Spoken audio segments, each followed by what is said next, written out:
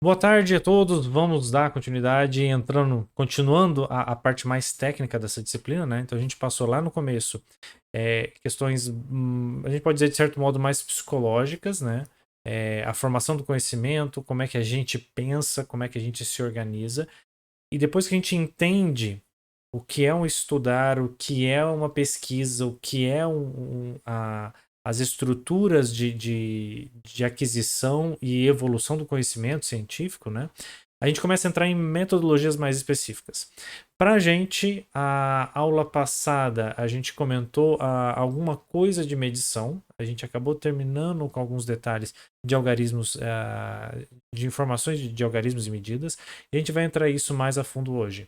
E é a parte que é mais crítica para a gente. Então, a gente desenvolveu uma pesquisa, desenvolveu um experimento, a gente faz algumas medições, e o resultado numérico disso é o que vai comprovar ou não as nossas ideias. Então você vai fazer um projeto. O meu projeto ele vai dar conta de se der um surto de tensão na rede, cair um raio, vai queimar o equipamento, não vai queimar o equipamento.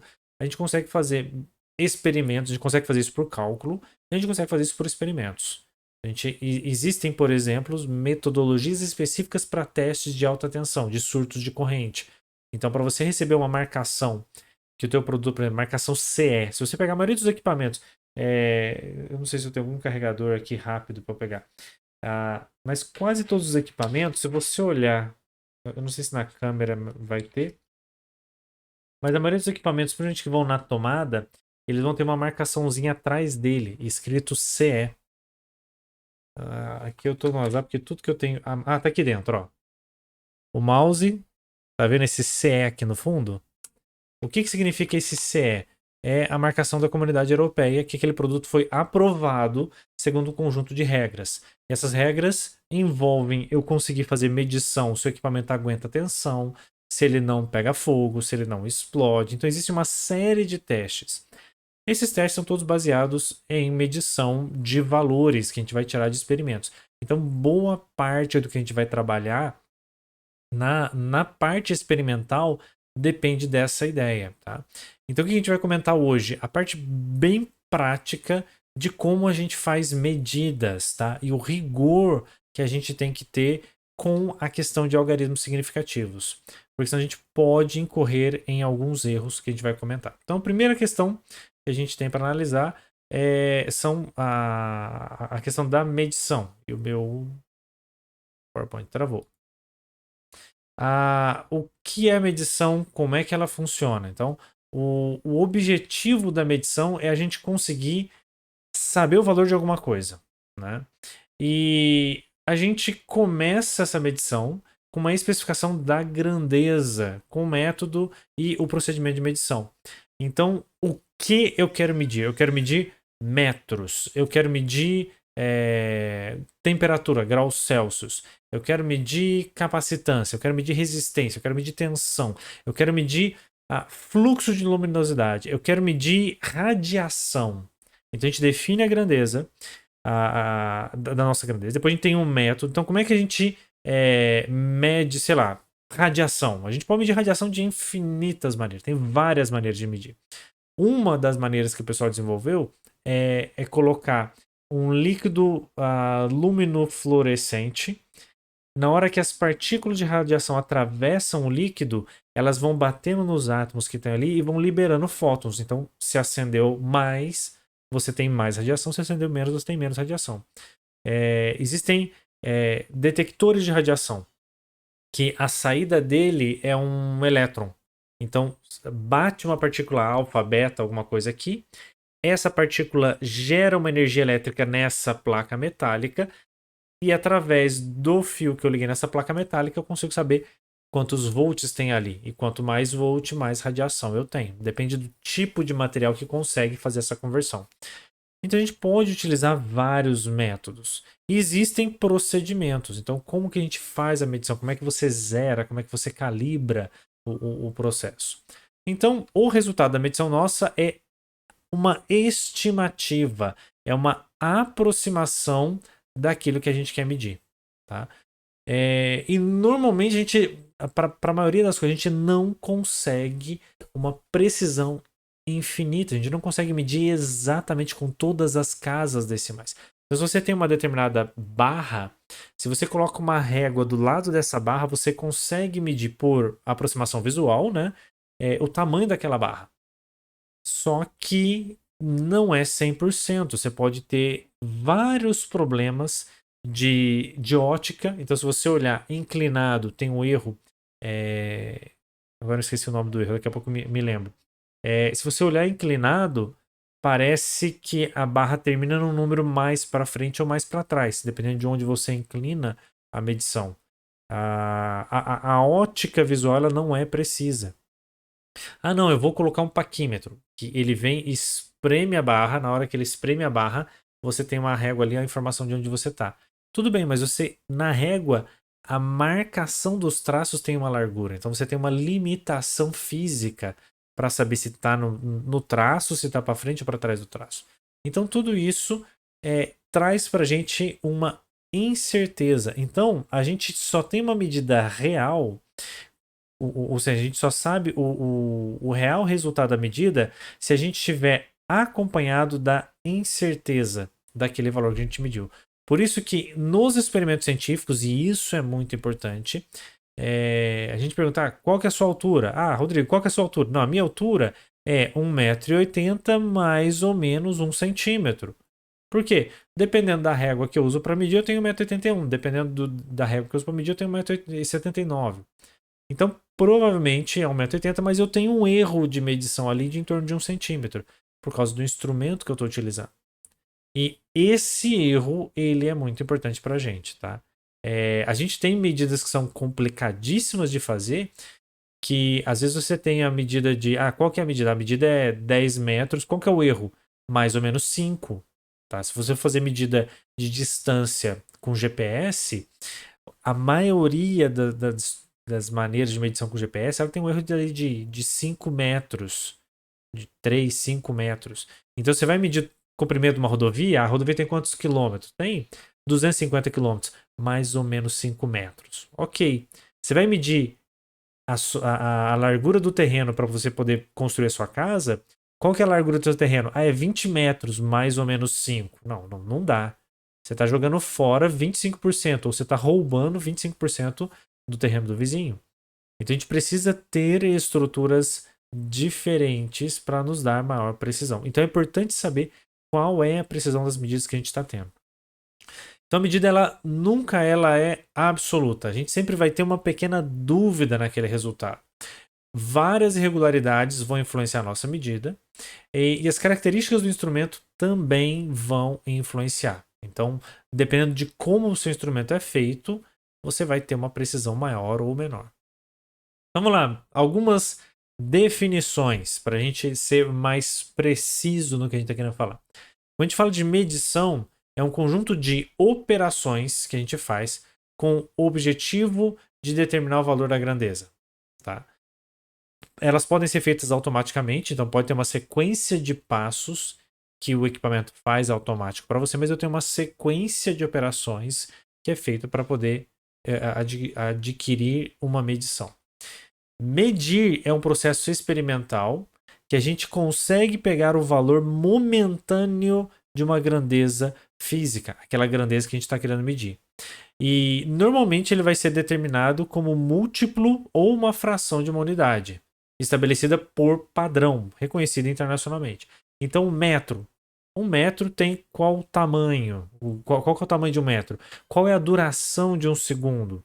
Existe um padrão e a gente faz a comparação com aquilo.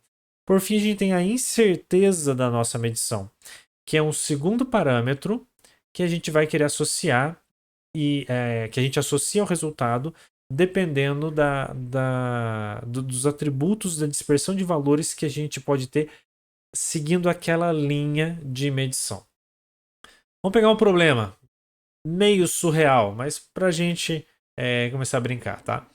A gente chegou na loja e falou assim, eu quero comprar 2 metros de um pano. Aí você chega em casa, você mede e na verdade eles cortaram e tem 1,99 m. E aí, a gente pode ou não reclamar? que vocês acham? Você comprou 2 metros de tecido, o cara cobra, sabe, R$ 15 por metro. Ele cortou, na hora que chegou em casa e mediu, tem 1,99 m. A gente pode reclamar desse 1 centímetro que faltou? Depende de muitas coisas. Vamos olhar a nossa nota fiscal. O que está escrito na nota fiscal? Se na nota fiscal tiver escrito 2 metros, você não tem direito a reclamar. Se tiver escrito 2,0 metros, você também não tem direito a reclamar. Agora, se na nota fiscal tiver, na verdade que está errado, né? Se na nota fiscal tiver escrito 2,00 metros, aí você pode reclamar. Mas por que isso, tá? Os números na matemática, eles representam para a gente quantidades exatas. Mas no mundo físico, na física, quando a gente tem qualquer número, e eletricidade é um ramo da física, os números e a quantidade de algarismos depois da vírgula representa para a gente a precisão daquela medida. Então, quando a gente fala que eu comprei 2 metros, na verdade, o primeiro número você tem certeza, o segundo número é duvidoso. Você não sabe se você comprou 1,9 ou se você comprou 2,1. Se está escrito 2,0, na verdade você não sabe se você comprou 2,01 ou se você comprou 1,99. Está dentro da faixa de erro. Agora, se na nota fiscal tiver escrito 2, você tem certeza desses dois números. Então a variação pode ser 2,01 ou 1,001 ou 1,999. Então, a partir do momento que eu escrevi com 2 casas depois da vírgula, a partir do momento que eu escrevi com 2 casas depois da vírgula, você tem uma precisão daquilo ali. Então, essa é a grande questão nossa. Os números, mesmo depois da vírgula, eles têm significado não matemático, mas físico. Para a gente, matematicamente falando, 2 e 2,0 é a mesma coisa. Fisicamente, eles trazem esse significado de precisão. Então, vamos lá. Continuar na sequência, a gente entender por exemplos, né? Qual que é o tamanho dessa barra? Vamos supor que isso aqui está em centímetros. Qual é o tamanho dessa barra amarela? Vocês conseguem enxergar? Mais ou menos? Algum chute?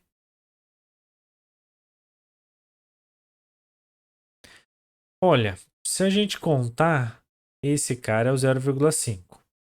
0,6, esse aqui é o 0,7, esse aqui é o 0,8.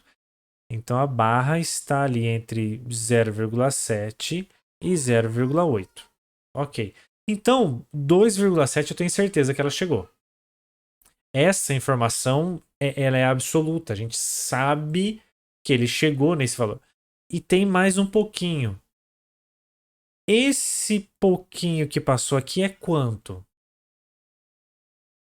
Sei lá, 4. Ele passou 0,04 desse pouquinho aqui. Ah, Rodrigo, como é que você sabe 0,4? Não, eu não sei, eu tô com dúvida. Eu sei que não chegou no meio. Dê uma olhada aqui. Se vocês olharem com calma, o meio seria mais ou menos aqui. Tá um pouquinho antes do meio. Então, eu acho que é 0,4. Então, por quê? Porque não tá muito para trás para ser 0,3. Então, literalmente, eu chutei esse valor. A minha barra mede 2,74. Quando a gente está fazendo esse tipo de medida, por efeito analógico, então por instrumentos analógicos, o último algarismo é o algarismo que a gente tem dúvida. Ele tem um significado, mas ele tem uma certa dúvida. Visualmente aqui, eu chutei um 0,4. Será que eu posso chutar um 0,49? Não, porque aí é esforço demais. Não tem, o instrumento não te dá essa ajuda. Então, toda vez que a gente pegar uma medida analógica, quantos algarismos eu saio escrevendo? Até aquele primeiro algarismo que você tem dúvida, mas ele tem um certo significado. Ele te dá uma informação. É melhor do que eu escrever só 2,7. Ah, Rodrigo, se tá no meio eu chuto 2,75. Se tá perto das pontas eu arredondo para 2,70. Tudo bem. Mas você consegue fazer um pouco de divisão. Vamos lá. A nossa barra, então, ela tem aqui, na verdade, como a gente começa, né? A gente começa, ó, tem entre 2 e 3. Ok. Ela é maior do que 2,5. Ok. Ela está entre 2,7 e 2,8. Ok. A gente tem dois algarismos que a gente tem certeza. O 2 e o 7. Então a gente fala que esses dois algarismos, eles são significativos e corretos. E tem um algarismo duvidoso que a gente estimou, que vale 4, que outra pessoa podia estimar diferente, mas ficaria ali perto. Eu li 4, talvez vocês lessem 3, vocês lessem 5, mas ninguém ia ler um 9, ninguém ia ler um 1. Então ele tem um significado, mas ele já tem uma imprecisão.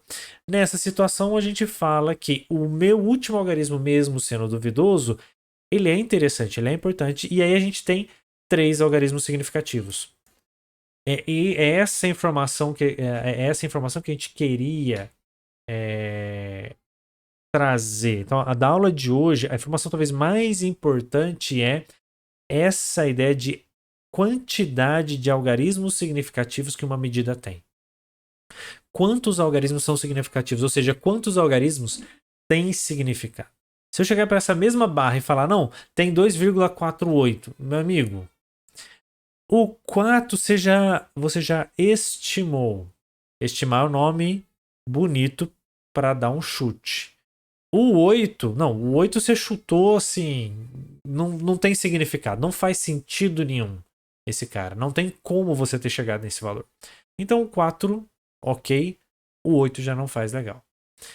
E só para vocês terem uma ideia como é que o instrumento muda muito a nossa capacidade de medição.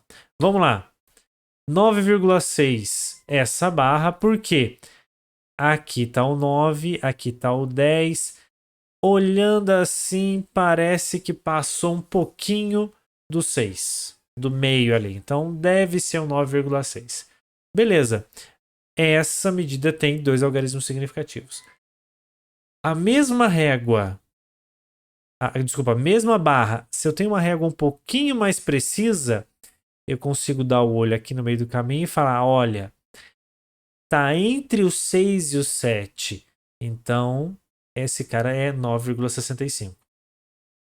É a mesma barra, eu tenho duas medidas diferentes que me são impactadas por causa da minha capacidade de medição, por causa da quantidade de riscos que o meu instrumento tem. E não tem problema nenhum, se a sua medida, se você só tem esse instrumento com essa marcação e você consegue fazer a leitura, faz uma estimativa o melhor possível, mas não dá para escrever desculpa, não dá para a gente chegar aqui e falar quanto que tem? Tem 9,60. Mentira, você não sabe se é 60, se é 50, se é 69. Aqui tudo bem, aqui você sabe, porque o teu instrumento te ajuda um pouco mais. Então a grande questão da medição é a gente conseguir fazer uma medição e conhecer os algarismos significativos. A gente vai chamar então de algarismos significativos o conjunto de algarismos corretos e um duvidoso. Lembrando que, mesmo ele sendo duvidoso, ele me traz uma informação que me ajuda a interpretar aquele resultado, mas ele continua sendo duvidoso. Quem não é algarismos significativos? Zeros à esquerda não são algarismos significativos. Ou seja, 10 e 0,10 tem dois algarismos significativos. Números zeros à direita, eles são significativos. À esquerda, eles não são significativos. Por quê? À direita representa que eu tenho mais precisão. Quer dizer que eu usei um instrumento melhor para poder fazer essa medida. Alguns exemplos aqui, né? 0, 0, 1, 2, 3, 4,56. Esses dois primeiros caras, eles não têm significado nenhum. Então aqui a gente tem 6 algarismos significativos. No segundo caso é um pouquinho mais para a gente pensar um pouquinho melhor. Esses zeros, eles têm um significado de me falar que o número é uma medida pequenininha. Então, que não chegou no centímetro, que está lá no milímetro. Então, eles me trazem essa informação. Mas eles não são significativos. Porque a gente não mede zero no instrumento. Então, na verdade, algarismos que têm significado são somente 3. Então, zeros à esquerda, mesmo que depois da vírgula, eles não contam como um algarismo significativo. Ele tem um significado para me mostrar que a grandeza é diferente, que é quilômetro, não é metro, que é centímetro, não é milímetro. Então, os zeros antes, à esquerda, depois da vírgula, eles têm um certo significado. Mas eles não, a gente não contabiliza como um algarismo significativo. Mais alguns exemplos. 12,00. Os dois zeros eles são significativos. Então a gente tem 4 algarismos significativos. Zero entre números de 1 a 9 também conta, tá? Então aqui, ó, esse zero aqui a gente também conta. O que a gente não conta são os zeros à esquerda. Então 1, 2, 3, 4. 1, 2, 0, 3, 4 tem 5 algarismos significativos. Então, os zeros que vão completar as potências para números de 10, eles podem trazer ambiguidade, tá? Se a gente escreve normal, a gente não tem certeza se ele é significativo ou não. Então, na hora que você vê o número 800, a dúvida surge. Ele tem um algarismo significativo, ele tem 2 ou ele tem 3? Tá? Não existe padrão físico. A gente pode usar o padrão que tem zero à direita antes da vírgula, ele é significativo. Você pode até adotar esse padrão, mas é só seu. O que a comunidade científica adota? A gente não tem certeza. Como é que a gente pode ter certeza? A gente escreve em notação científica. Por isso que a notação científica para a gente é importante. Então, 800, na verdade, é 8 vezes 100, que é 8 vezes 10 à segunda. Esse é o número, matematicamente falando. Do ponto de vista de física, a gente pode escrever 8 vezes 10 à segunda, 8,0 vezes 10 à segunda ou 8,00 vezes 10 à segunda. Já comentei, matematicamente esses três números são idênticos. Para análise física, eles são diferentes. Então, se você compra 8 vezes 10 a segunda quilos de alguma coisa, pode chegar a 800 quilos, pode chegar a 850 quilos, pode chegar a 750 quilos. O que você está falando é que qualquer valor de 750 a 850, para você, tá ok, tá válido. Nessa segunda informação, você está falando que 800, se tiver um erro de mais ou menos 5, né? 805 e 795, para você está de bom tamanho, uma faixa de erro de 10. E aqui a sua faixa de erro é só de 1, 801 a 799. Então, dependendo do processo, a gente pode ter estruturas. Ah, Rodrigo, por que alguém vai usar um número com menos algarismos significativos? Porque às vezes a gente não consegue medir. Qual que é a temperatura do Sol? 4.722 graus Celsius? Não. Ninguém foi lá e colocou um termômetro na boca do Sol. Né? Para eu conseguir medir os graus. Não, a gente mede. É 4.500, é 4.600. Os dois últimos números e a gente ignora. A gente não tem precisão ou não tem importância. Por quê? Você tá fazendo um processo de fundição. Você vai fundir um ferro. Para transformar ele em aço, jogar carbono, tal, fazer a transformação de ferro em aço. Beleza. Se você esquentou ele a 2.500, não tem problema se é 2.510 ou 2.520.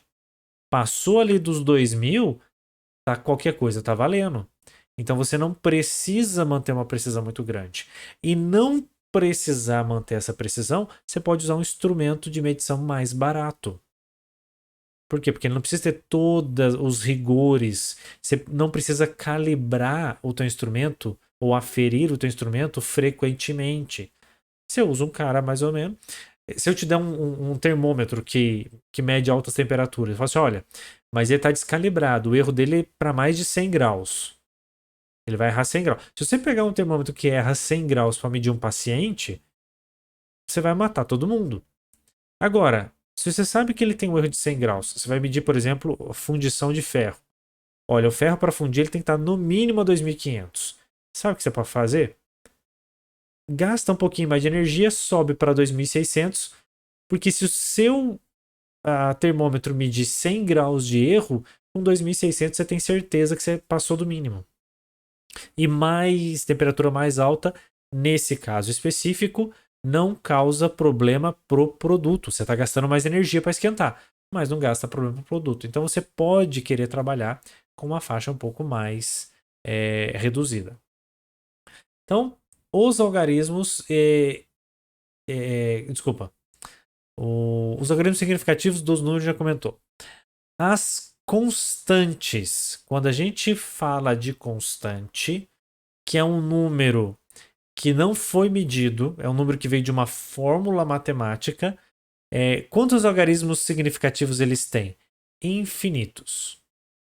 A constante tem infinitos algarismos significativos. Eu quero calcular a média de 3 valores. Esse número 3 não quer dizer que ele tem um algarismo significativo. Ele tem infinitos algarismos. Então a gente não se preocupa com ele, tá? Nas contas que a gente vai fazer mais para frente. Mas isso só acontece com as constantes de fórmula.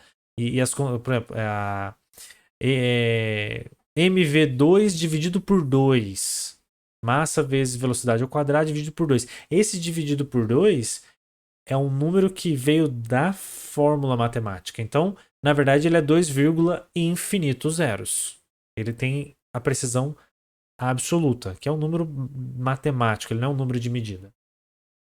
Vamos lá. A nossa velha já régua tradicional. Com essa barra, a gente olha ali que passou. Deixa eu ver se funciona. Olha que coisa bonita, né? Passou ali do 6, mas não chegou no 7. Tá muito pequenininho. Vou dar um chute que vale 9,65. A gente já viu, nós temos 2 algarismos corretos, um algarismo duvidoso, então a gente tem 3 algarismos significativos. E se a gente mudar a base? Tá? Dá uma olhada. Eu posso escrever 9,5 centímetros. Eu posso escrever 96,5 milímetros. Posso escrever 0,965 decâmetros ou 0,0965 metros. Todos eles têm 3 algarismos significativos. Por quê? Zeros à esquerda não impactam no resultado. Isso, zero à esquerda não vai impactar no resultado. Então, a gente continua tendo 3 algarismos significativos do mesmo jeito. Pequeno exercício. Quantos algarismos significativos nós temos em cada um desses casos? Primeiro caso, 0 à esquerda a gente desconsidera. Então vão ficar somente esses dois aqui. Nós temos aqui 2 algarismos significativos. Esse caso aqui, 10,2 graus Celsius, o 0, que é sempre o que dá dúvida para a gente, ele está entre 2 números, então ele conta 3 algarismos significativos. E aqui, 5.600 vezes 10 à quarta. Como está em notação científica a potência de 10, a gente considera todos eles 4 algarismos significativos. Nesse caso aqui, a gente tem 1,2300. Esses caras também contam, tá? Porque eles estão à esquerda de um número pequeno. Também vamos contar esses caras, 5 algarismos significativos. Por que que isso é importante? Por que que é importante a gente conhecer e saber a questão de algarismos significativos. Os algarismos significativos em parceria com a imprecisão de medida que a gente vai comentar, eles nos evitam alguns erros, tá? Se você sai usando todos os algarismos que você tem, você pode chegar num resultado que aparentemente tem uma precisão muito maior. E qual que é o problema disso? Você passa aquele número com entre aspas, uma precisão maior para frente e a pessoa começa a tomar decisões baseadas naquela precisão que você apresentou para ela. Eu vou calcular qual é a resistência mecânica que eu preciso para tração de 2 trens. Então eu tenho aqui um vagão 1, aqui eu tenho vagão 2, eu tenho um elo desse lado, eu tenho um elo desse lado e eu tenho um pino para segurar os 2 vagões. Qual a força que esse pino tem que resistir? A força de... Na verdade, como você tem duas chapas com furo puxando o pino nesse sentido, a gente tem aqui alguém chama de força de cisalhamento ou tensão de cisalhamento, no sentido de tentar cortar o pino. Qual que é a força que ele tem que aguentar? Depende da aceleração máxima que esse cara tem. Então, sei lá, a aceleração máxima é 10 metros por segundo ao quadrado. É o máximo que a locomotiva consegue fazer. Depende do peso desse cara, depende do peso desse cara. Ou da quantidade de massa desses caras. E aí você vai começar a calcular. Qual que é o peso desse cara daqui? Não, esse cara aqui tem 1 tonelada. E esse outro aqui é igual, também tem 1 tonelada. Beleza. Então, você começa a fazer as contas. Ele tem 1 tonelada, mas nessa posição ele tem uma... O pior caso seria se eu estivesse subindo, porque além de ter que segurar a força da tração, eu também tenho que segurar a força-peso. E aí o trem, no máximo, ele sobe um ângulo de 30 graus, definição da rodovia. E aí se eu tenho esse cara aqui, se eu tenho esse cara aqui, eu tenho a decomposição.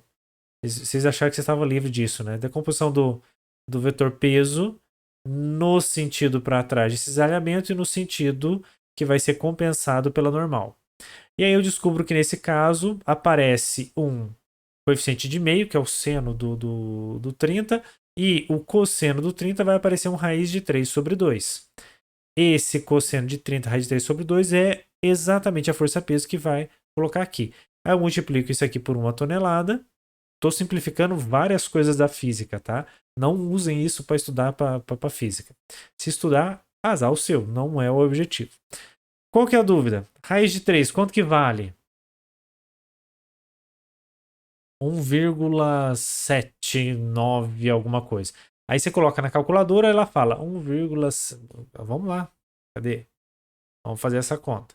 Quantas toneladas de peso a 30 graus esse cara tem que suportar? A gente traz a nossa calculadora e até a calculadora está demorando para calcular. Você digita aqui 3, tira a raiz de 3, divide por 2, multiplica por 1 tonelada e aí você tem a resposta. O que vai acontecer? Vou colocar aqui do lado só para poder que ele vai sumir. Então você fala que esse cara daqui, quanto que vale essa força peso aqui? Essa força peso é 0,866 toneladas. Qual é o problema de escrever isso? Na hora que você escreveu 0,866, o cara que vai olhar esse pino aqui, vai projetar a espessura dele, vai falar assim, é 0,866? É 0,866. Legal. Então, se eu projetar para ele aguentar 0,867, a gente está de boa. Por quê? Porque a margem de erro ali é uma unidade. Então, eu vou projetar para aguentar 0,867. Sendo que, na verdade, essa 1 tonelada ela pode variar de 1,1 até 0,9. Esses 100 quilos aqui vai impactar muito mais do que esse cara. E se eu chegar a carregar esse carro com 1,1 tonelada, que era o previsto inicialmente, esse pino vai quebrar. Porque ele foi projetado para suportar aquela faixa de erro. Então a gente não pode sair criando número ao longo da conta, tá? Não é só um preciosismo da física ou da matemática que a gente está fazendo, né? Na matemática, na verdade, você usa todos os números, né? Mas não é um preciosismo da física a gente está preocupado com isso. A gente está preocupado porque a gente perde a noção do significante. E aí você pode começar a tomar decisões mais complicadas. Por quê? Isso aqui não é 1, 2, 3 trens. São 1, 2, 3 vagões. Você tem, sei lá, 50 vagões no trem. E aí, o erro que você está colocando nessa menor precisão no primeiro, ele acumula para o segundo, acumula para o terceiro, acumula para o quarto, para o quinto, para o sexto. E você pode ter um erro grande no final das contas. Então, fazer contas com números que vieram de medição, a gente tem que tomar muito cuidado. Por isso que existem regras para a gente poder fazer cálculos com esses números. A primeira regra é de arredondamento. Como é que a gente arredonda um número? Tem duas coisas simples. Você quer arredondar até a segunda casa, até a terceira casa. Então você olha a casa seguinte. Então você tem seu número aqui, x, y, z. Você quer arredondar para uma casa. Então você olha o algarismo que vai ser suprimido. A gente olha o algarismo que vai ser removido. Se ele for maior do que 5, você vem aqui e soma 1. Se ele for menor do que 5, você não faz nada. Você só corta. Você só vai cortar ele, não precisa aumentar o y. E se ele for igual a 5? Aí você tira cara ou coroa. Como assim? Se ele é 5, ele está exatamente no meio do caminho, matematicamente falando. Se eu arredondar para cima, eu vou ter um erro. Se eu arredondar para baixo, eu vou ter um outro tipo de erro. Se a gente decidir sempre arredondar para baixo, o igual a 5, na média, as suas medidas vão ser todas subdimensionadas. Então, todos os seus tamanhos vão estar um pouquinho menor do que seria um tamanho mais real. Se você aumentar tudo para cima, então subdimensionado, o pino vai quebrar. Superdimensionado, você vai aumentar, ele sempre vai aumentar, então você vai usar um pino muito maior do que o que você precisava. Você vai gastar dinheiro. Tem situação que a gente pode usar uma ou outra abordagem. O que a gente faz? A gente faz o seguinte. Vamos fazer assim, metade dos casos. Vamos pegar esse igual a 5. Metade dos casos a gente arredonda para cima. Põe mais 1. E na outra metade dos casos a gente só corta, não aumenta. Tá, como é que a gente vai dividir isso? Eu não tenho mais um número para frente. Então o que a gente faz? A gente olha o número anterior. Se o número anterior é par, aumenta. Se é ímpar, a gente corta. Aqui tem um exemplo. Deixa eu limpar. Eu quero sumir com esse número 5. Tá, o número anterior é par ou é ímpar? Ele é ímpar. Então a gente só vai vir aqui e vai cortar. Eu quero eliminar esse número 5. O número anterior é par ou ímpar? Para efeito de arredondamento, 0 é par. A gente vem e aumenta ele e vai para 1. Tá?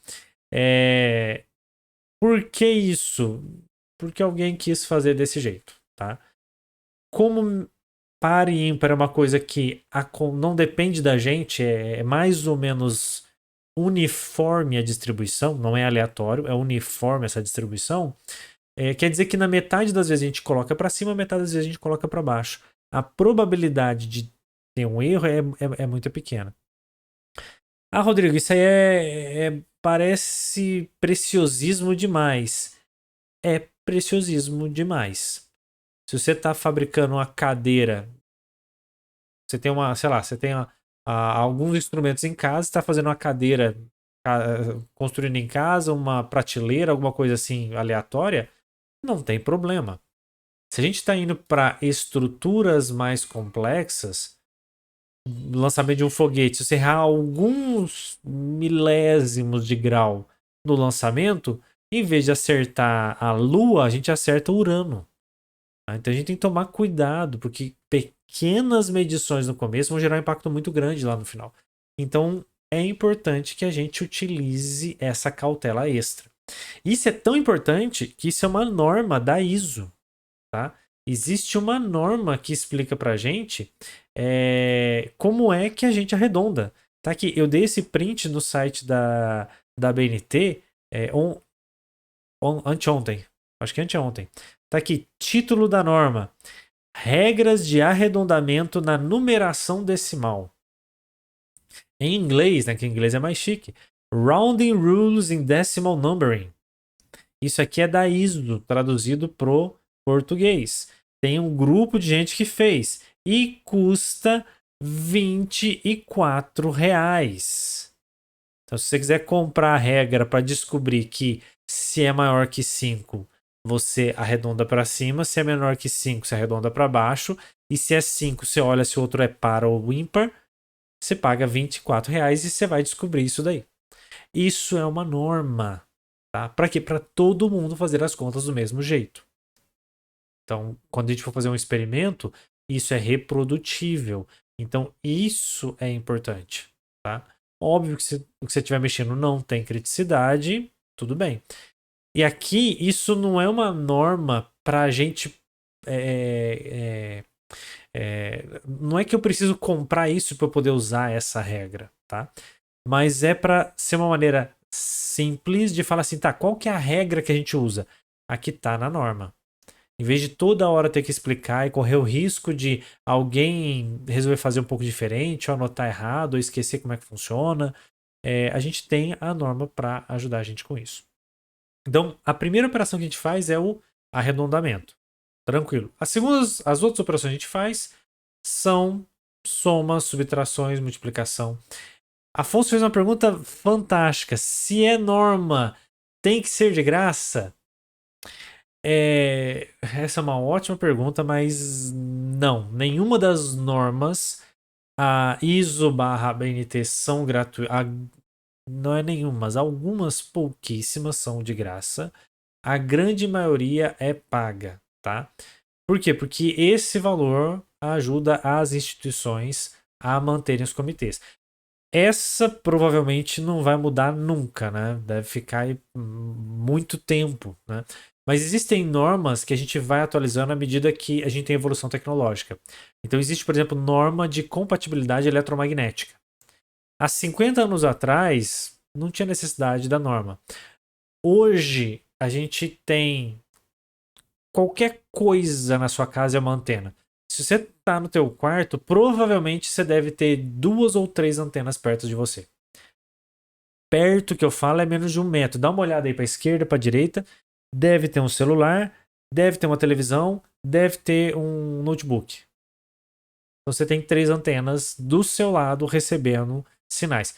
A TV não, mas o notebook e o celular estão emitindo também sinal. E se você tem... Ah, não, Rodrigo, que eu tenho só o celular.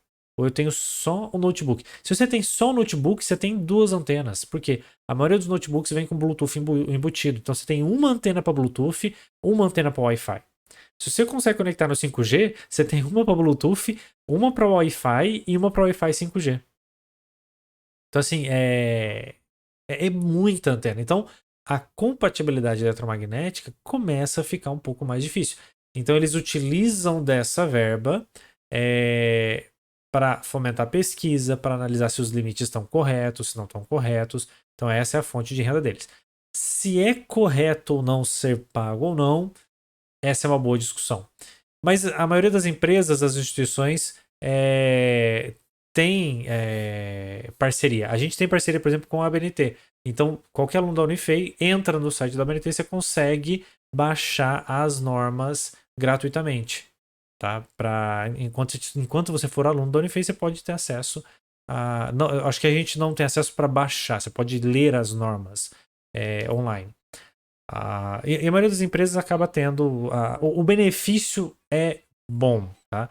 O que a gente tem que fazer é, a BNT não é uma instituição de caridade. Então eles precisam ganhar dinheiro e a gente não pode sair pirateando as coisas, né? Imagina, a gente quer virar engenheiro, quer ganhar dinheiro fazendo produtos, colocando a nossa propriedade intelectual no produto, e a gente não vai querer que as pessoas copiem a nossa propriedade intelectual. Então tá na hora da gente ser coerente e atuar da mesma maneira com as outras coisas. Cálculos de algarismos significativos. Tá? Então vamos supor que a gente fez essas três medições. 26,8, 1,324, 0,66. Isso usando um instrumento e a pessoa está antenada. Ela sabe que ela não saiu chutando números aleatórios. Ela fez. Esses dois estavam certos, essa aqui ela estava com dúvida e ela ajustou. Opa. Esses três estavam certinhos, essa aqui ela estava com dúvida, ajustou. Esse estava certo, esse aqui ela ajustou. Ela analisou e fez aquela. Até tinha dúvida, mas ela colocou o valor mais adequado. Qual que é a soma desses três números? Exemplo muito comum. Você quer medir a comprimento de um terreno ou o comprimento de alguma caixa, de alguma coisa para poder saber o quanto de material você precisa para empacotar ela. Então você foi lá e falou, olha, o comprimento deu 27 centímetros, a largura deu 1 centímetro de um lado e do outro lado a largura deu 0,66. É um trapézio, por exemplo. Você tem aqui, ó, 0,66, 1, aí você tem aqui 27, nada em escala, e 27 desse lado. Beleza, eu quero medir, eu quero calcular a soma desses três números. Como é que a gente calcula? A gente alinha todo mundo aqui, né, na vírgula, e faz a soma. Qual que é o problema?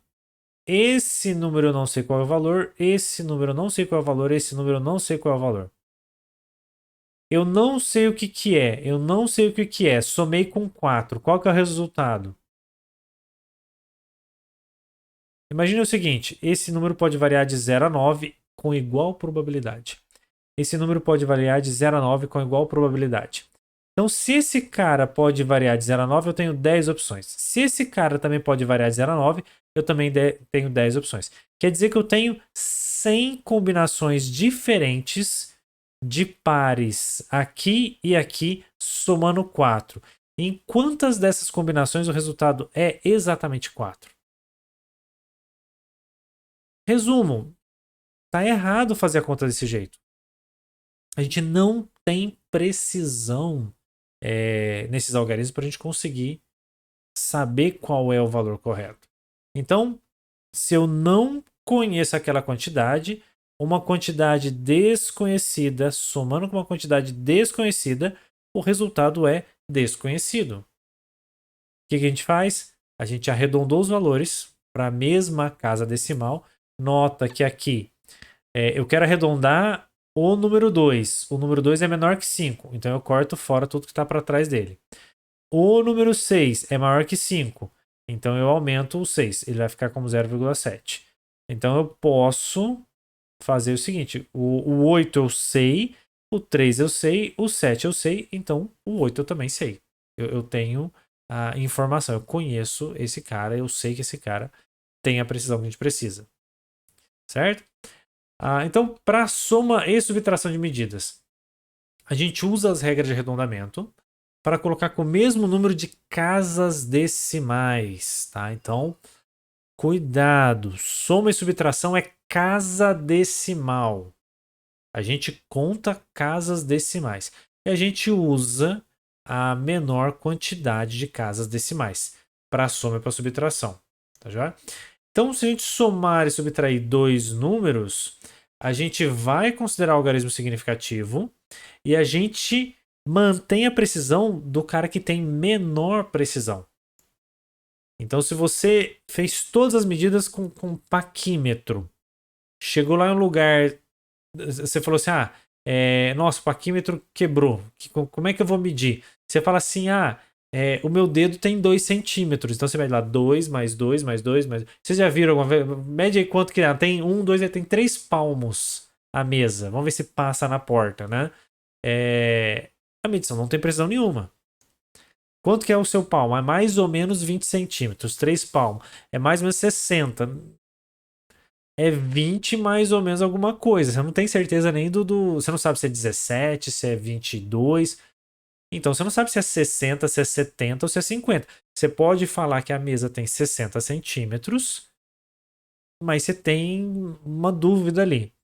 Então, todas as outras medidas que você mediu com milímetros, você vai jogar fora os milímetros e vai arredondar para os centímetros ou para os decímetros, dependendo da precisão. Então, na soma e na subtração, a gente vai considerar o resultado com menor quantidade de casas decimais. Não é algarismo significativo, aqui é casas decimais. Vamos fazer uma segunda análise, né? Eu quero medir a área que eu tenho de uma determinada placa de metal. Para eu calcular a quantidade de tinta, por exemplo, que eu tenho que pintar aquela placa. Eu medi lá a minha largura, 1,15 m, tem 3 algarismos significativos. E o meu comprimento, 2,002, tem 4 algarismos significativos. Qual que é a área da placa? Multiplica a largura pelo comprimento. E essa é a área da placa, certo? Mais ou menos. Quantas casas decimais a gente usa? Tá? Quando a gente está multiplicando, a gente obedece à regra de algarismo significativo. Então, eu tenho 3 algarismos em um cara, o outro cara tem 4 algarismos, então a minha saída tem 3 algarismos. Então, eu vou pegar aqui 1, 2, 3, esses dois vão embora, e o meu número fica 0,0230. 3 algarismos significativos. Ah, Rodrigo, mas e esses 2 zeros aqui não são significativos? Não, eles não são significativos. Eles são zeros à esquerda, mesmo estando depois da vírgula. Isso fica mais simples, evita um pouco a dúvida dos zeros, se a gente fizer essa conta com notação científica. Então, na verdade, eu tenho 1,15 vezes 10 a menos 2, vezes 2,002 vezes 10. 10 a 0, tá em metro já. 10 a 0. Então, aqui é menos 2, aqui é 0. 10 a menos 2 vezes 10 a 0, o resultado é 10 a menos 2. Esse cara vezes esse cara, como tá com tem uma vírgula só depois do número, normalmente ele vai ficar com um número, então ele vai ficar com 230, 2, na verdade, 2,302, eu acho que é 23. Esse é o resultado que a calculadora vai te dar. Aí você fala, 3 algarismos, 4 algarismos. 3 algarismos. Resultado, 2,30 vezes 10 a menos 2. Ah, aqui deu 0. Posso sumir com esse cara? De jeito nenhum. Esse cara é informação que aquilo é um número, que ele tem um significado pra gente. Certo? Então, na multiplicação e na divisão, a gente está preocupado com o número de algarismos significativos. A gente olha quem tem menos algarismos significativos, a gente usa. Então, soma e subtração, casas decimais, multiplicação e divisão, algarismo significativo. Rodrigo, por que é assim? Porque o pessoal fez análise estatística, tem gente que tem doutorados e mestrados e vários fazendo análise estatística de como essas regras se comportam.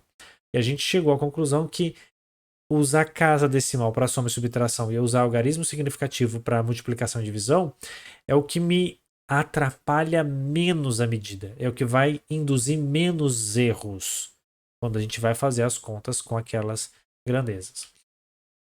Então, aqui eu já comentei, né? 2,30 a gente não some com zero. E o resultado indireto, ou seja, na hora que a gente faz uma conta, o resultado nunca vai ter precisão maior do que as medidas. Qual que é o valor dessa resistência? Ah, eu coloquei 10 volts, passou 3 amperes. Ah, então qual que é o valor da resistência? É 3,3333 ohms. De jeito nenhum. Aqui você tem 2 algarismos, aqui você tem um algarismo. A sua resistência é 3 ohms. É essa a informação que você tem. Você não pode colocar mais ninguém no meio do caminho, porque você não tem esse nível de precisão. Tá? Ah, mas é 3, mas você não sabe se esse 3 aqui, na verdade, era um 2,7. E aí, devia ser quase 4. Você não sabe se esse cara é um 3,5. E aí, ele realmente é próximo do 3. Então, a gente vai carregando a imprecisão.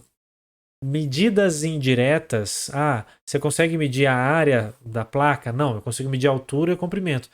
Vai ter sempre uma precisão menor que as medidas diretas que você fizer. Tá? Deixa eu ver aqui. Temos um tempinho. Temos, então dá tempo de a gente passar por aqui. Vamos fazer mais algumas continhas. Tá? A ideia é bem mecânica a teoria, mas é uma coisa muito importante quando a gente for para o laboratório e começar a fazer medições. 3,163 centímetros mais 0,0214 centímetros, 2 quilos menos 1 quilo, 4 centímetros vezes 2 segundos, vai dar... aqui não vai dar velocidade, tinha que ser dividido, invertido. Eu não sei o que é esse resultado, vai dar. Mol dividido por decímetro vai me dar unidade de densidade. Então, como a gente faz essas contas? Soma e subtração. Alinha as vírgulas e você faz a conta até o último algarismo significativo. E aí você corta todo mundo que está fora. Alinha e vai até o último número que você tem. Aqui tem 2 algarismos, a gente joga fora, só que esse 5 vai virar 6. Por quê? Porque o valor que eu joguei fora é maior do que 5. Então, aqui, como eu tenho alguém com 3 casas decimais, o outro com 4 casas decimais, meu resultado tem 3 casas decimais. Aqui eu tenho 2 casas e 4 casas decimais, meu resultado tem 2 casas decimais. A multiplicação é do mesmo jeito que a gente viu, só que multiplicação a gente está preocupado com algarismos significativos. Então eu digito 4,32 na calculadora, digito 2,1. Eu tenho o resultado, só que 3 algarismos significativos, 2 algarismos significativos, 2 algarismos significativos. 1, 2. Então vamos arredondar. Esse cara é 7, corta e vira 1. 9,1. Divisão, a mesma coisa. Você joga na calculadora esse valor, joga na calculadora esse valor, pega o valor final e fala quantos algarismos? 1, 2, 3 algarismos significativos, 1, 2 algarismos significativos. Quem tem menos é 2, então é 11. Eu pego só esses dois. Como a gente vai arredondar, esse próximo número sendo 7, a gente vai colocar como 12. A gente arredonda para a menor quantidade. E quando a gente precisa fazer conta de soma, subtração, um monte de coisas em sequência, né? A gente pode ir fazendo bem devagarzinho, passo a passo, né? Então, tem lá 0,58 decímetros menos 0,05 decímetros vezes 0,112 mol por decímetro. Qual que é o resultado disso? A gente pega a conta da subtração. Esse cara tem 2 casas e tem 2 casas. Então, meu resultado é 2 casas decimais. Agora eu vou fazer a multiplicação. Tem 2 algarismos significativos, tem 3 algarismos significativos, o resultado tem 2 algarismos significativos. Então a gente vem fazendo essas contas. E aí no meio do caminho, se precisar, a gente vai arredondando as contas intermediárias. Uma segunda maneira de fazer é analisa a expressão, tenta sacar qual que vai ser o resultado final em termos de algarismo significativo e manda bala. Então a gente fala assim, olha, esse cara, depois que eu fizer a conta, ele vai ficar com 2 algarismos. Esse cara vai ficar com 3. Então meu resultado tem que ser 2. Você vai lá na calculadora, sai digitando tudo, faz todas as contas, pede para o Excel fazer todas as contas. No final ele vai te dar um valor com infinitas casas decimais. você corta para a quantidade de algarismos significativos que você tem na jogada.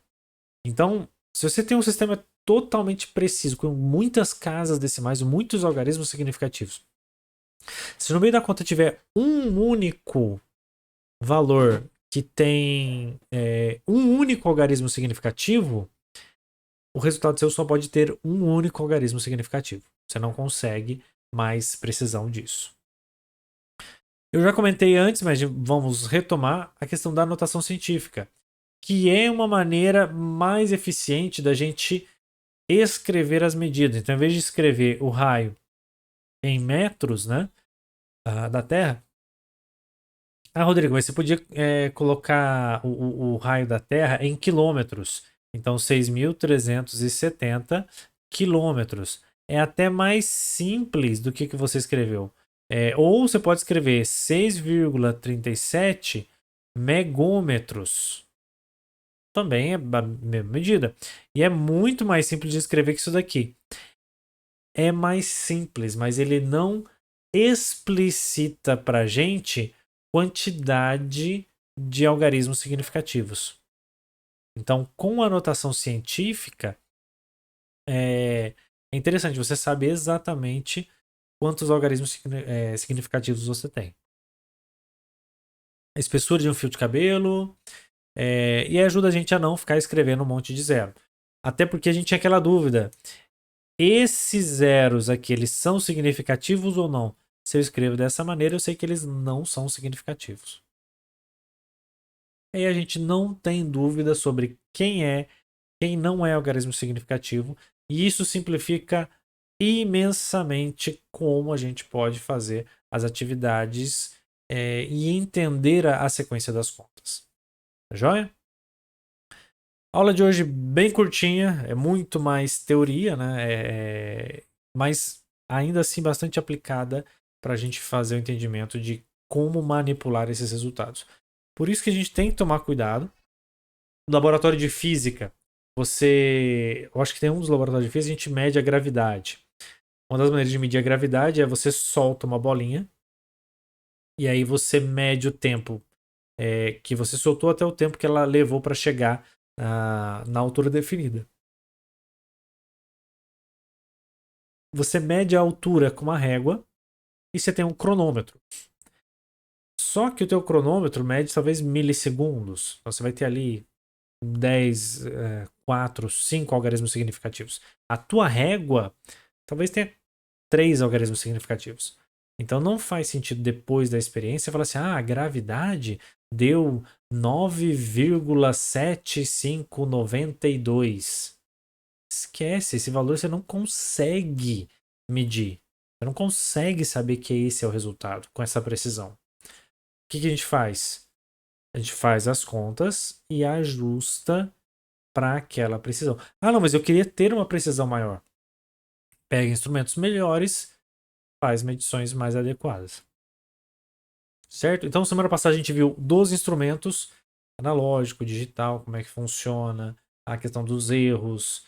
E agora a gente viu o que a gente faz com o resultado dessas medições. Nas próximas aulas a gente vai continuar nessa sequência de ferramentas que vão ajudar a gente a planejar e executar experimentos. Certinho?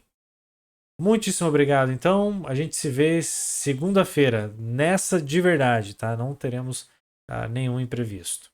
Muito obrigado. Até segunda, pessoal.